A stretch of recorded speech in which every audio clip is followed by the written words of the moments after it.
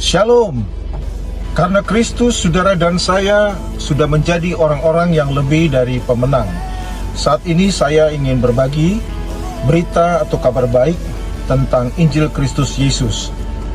Beberapa yang saya sampaikan setiap hari, saya mengambil dari buku yang saya tulis. Bersyukur kepada Tuhan, saya sudah menulis 9 buku. Dan saat ini kami ingin berbagi untuk Bapak Ibu Saudara sekalian dimanapun Anda berada. Roma 8 ayat yang ke-37. Roma 8 ayat 37. Tetapi dalam semuanya itu kita lebih daripada orang-orang yang menang oleh Dia yang telah mengasihi kita. Firman Tuhan dengan tegas mengatakan, saudara dan saya sudah menjadi orang-orang yang lebih dari pemenang karena Tuhan mengasihi saudara dan saya.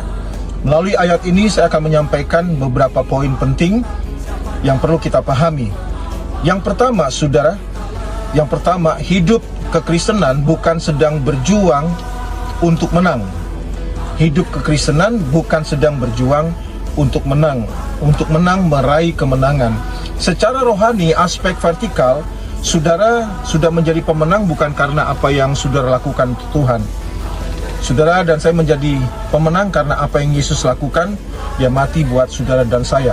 Itu aspek vertikal. Aspek horizontal, saya percaya dalam konteks pertandingan olahraga, ya, kita perlu berjuang untuk berlatih, untuk bisa mencapai kemenangan dari setiap perlombaan yang dihadapi oleh seseorang. Itu secara aspek duniawi, aspek horizontal. Saya setuju, kita sukses harus berjuang. Kita ingin menang dari satu perlombaan, kita harus berjuang.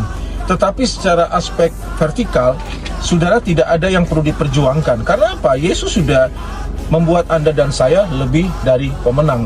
Jadi hidup Kristen bukan sedang berjuang untuk menang. Kita hanya menikmati kemenangan yang Tuhan sudah berikan lewat Yesus Kristus. Yang kedua, hidup Kristen dimulai dari garis kemenangan. Kekristenan tidak dimulai dari garis awal, garis start, melainkan dari garis finish, yakni puncak kemenangan Yesus di atas Kalvari. Yohanes 19 ayat 30, sesudah Yesus meminum anggur asam, berkatalah ia, sudah selesai, itu finish, tetelestai. Lalu ia menundukkan kepalanya dan menyerahkan nyawanya. Jadi Bapak Ibu sekalian, hidup Kristen dimulai dari garis kemenangan. Mulai dari mana? Dari puncak kemenangan Kalvari. Yesus mati buat saudara dan saya. Saudara, dalam Filipi 1 ayat yang ke-6, Paulus katakan, akan hal itu aku yakin sepenuhnya, yaitu Ia yang memulai pekerjaan yang baik di antara kamu akan meneruskan sampai akhirnya pada hari Kristus Yesus. Apa maksudnya hari Yesus Kristus? Itu hari glorification, hari pemuliaan saat Yesus datang kedua kali. Dan juga di dalam 2 Timotius 1 ayat yang ke-12, itulah sebabnya aku menderita semuanya ini, tetapi aku tidak malu, karena aku tahu siapa yang aku percaya, dan aku yakin bahwa Dia berkuasa memelihara apa yang telah dipercayakannya kepadaku hingga pada hari Tuhan. Hari Tuhan itu saat nanti kedatangan Yesus yang kedua kali. Jadi yang kedua, hidup Kristen dimulai dari garis kemenangan, dari puncak Kalvari. Dan yang ketiga, yang terakhir, hidup dari kemenangan kepada kemenangan yang lebih besar lagi. Dari puncak kemenangan Kalvari kepada kemenangan yang lebih besar. Apa? Pada saat Yesus datang kedua kali. Hari pemulihan, hari glorification. Ini yang sering kita dengar, from glory to glory.